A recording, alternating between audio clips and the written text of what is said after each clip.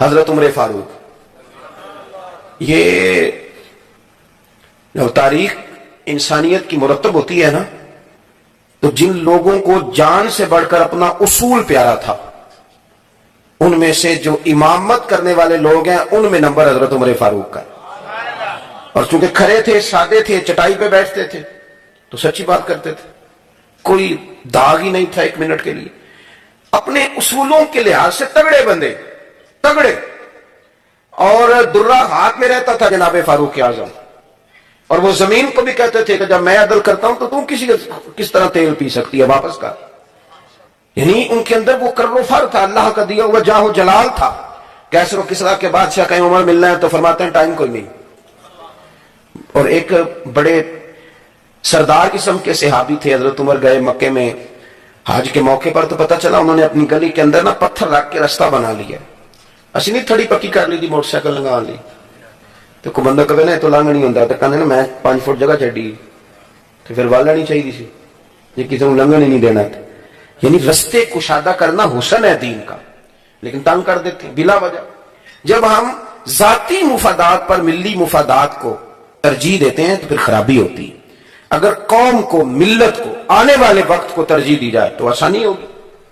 آمدام برسر مطلب حضرت عمر گئے تو پتہ چلا کہ ان صاحب نے نا روڑے رکھ کے تو گلی میں رستہ بنا لیا. تو فاروق اعظم نے فرمایا رکھے آپ نے تو اٹھائیں گے بھی آپ ہی، کیوں لوگوں کو تکلیف دیتے ہیں. تگڑا بندہ، اصول اپنی جگہ اور قاعدے اپنی جگہ، لیکن جب بات آتی تھی نا ادب رسول کی تو پھر فاروق اعظم رضی اللہ تعالیٰ عنہ سے جیسا سمٹا ہوا بھی کوئی نہیں ہوتا تھا. پھر خاموش بھی. ہمارے ہاں کچھ لوگ کہتے ہیں جی میں بڑا سنجیدہ آدمی ہوں، اس لیے یہ جو چودھری صاحب اور یہ جو سیٹھ صاحب مالدار اور یہ جو 2-4 جماعتیں پڑے لوگ ہوتے ہیں ان کا پیر بھی کوئی نہیں ہوتا، اس لیے کہ وہ سب سے زیادہ تو خود سمجھدار ہوتے ہیں. تو کسی کو شیخ استاد ماننا بڑا مشکل کام ہے. ہمارے اسلاف فرمایا کرتے تھے میری طرح کے لوگوں کے بارے میں، کہتے تھے کہ مولوی دا پیر نہیں ہوتا، مولوی ڈائریکٹ خلیفہ ہی ہوتا ہے. اسی دا سیدھا نا، اس کو یہ چاہیے. مرید ہونا تو مشکل کام ہے نا، اس کے لیے جدوجہد کرنی پڑتی. اتنا تگڑا آدمی سیدنا فاروق اعظم.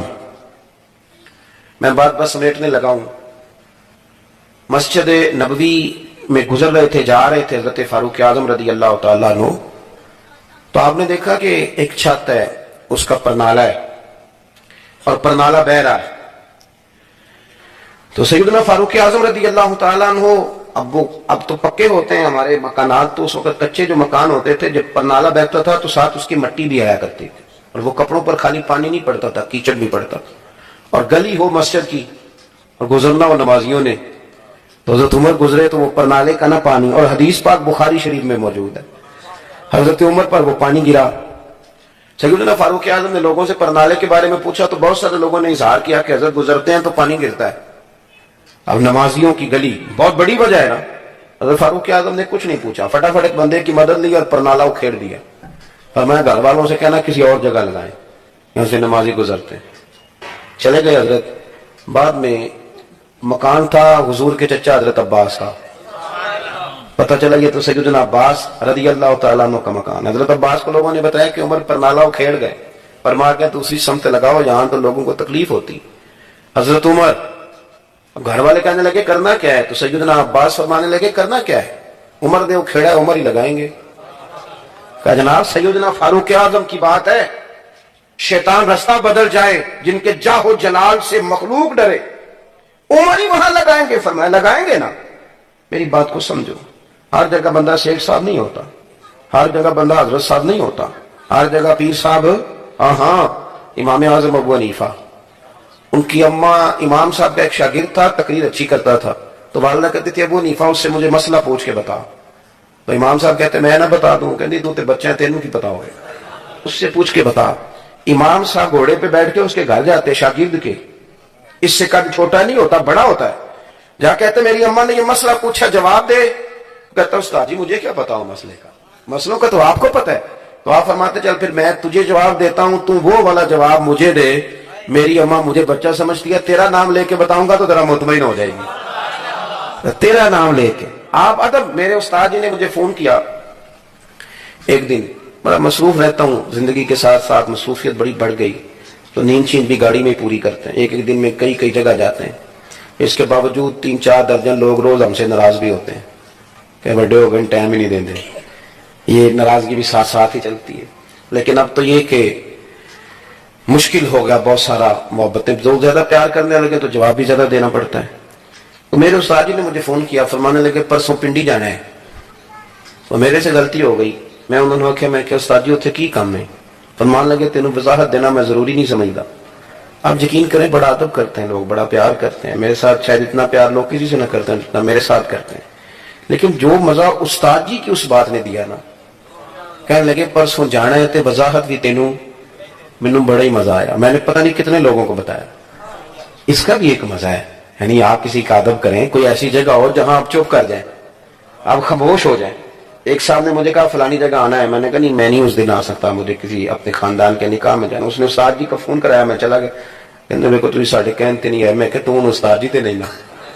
اب دیکھو نا یہ فرق ہے چیزوں کا. بات سمجھے نا. ساری کائنات کہتی ہے اللہ حساب شروع کر, رب نہیں کرتا. پھر مدینے والے رسول آتے ہیں اور سجدہ کرتے ہیں, کہتے ہیں کر, تو اللہ کہتا ہے فرشتوں جس طرح سونا کہتا ہے ویسے ہی کر لو. والا سوف یؤتیک ربک فترضی.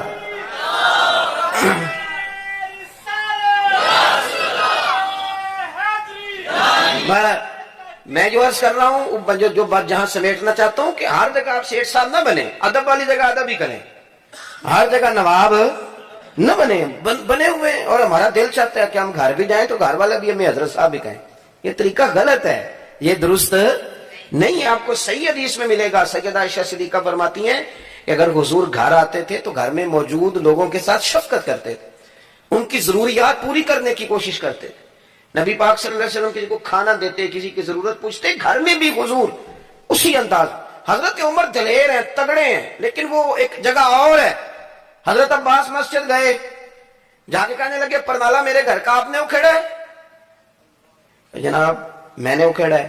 اب حضرت فاروق اعظم فرمانے لگے نمازیوں کے کپڑے وہ آلودہ کرتا ہے, اور لوگوں نے مجھے علیحدہ بتایا, خود میں نے تجربہ کیا, گلی میں آپ نے لگا دیا, وہ کھیڑتا نہ تو کیا کرتا.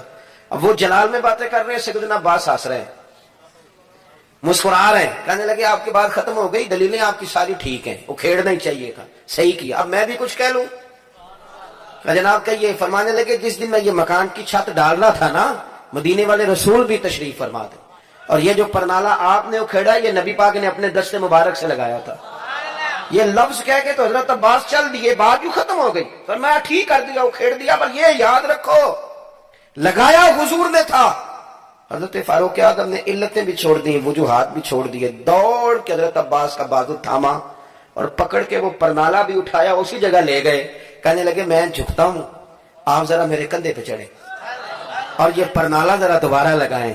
تن تندور تے ہڈیاں بالن, اسا ہاواں نال تپایا, کپ کپ مکیاں پیڑے کیتے, عشق پلے تھن لایا, تن دا سالن تے من دی ہانڈی, لون صبر دا پایا, غلام فریدہ میں ساری تیری. تینوں وجہ یقین نہیں آیا. یہ جو ادب کی جگہ ہیں یہ بہرحال ادب کی. مجھے کسی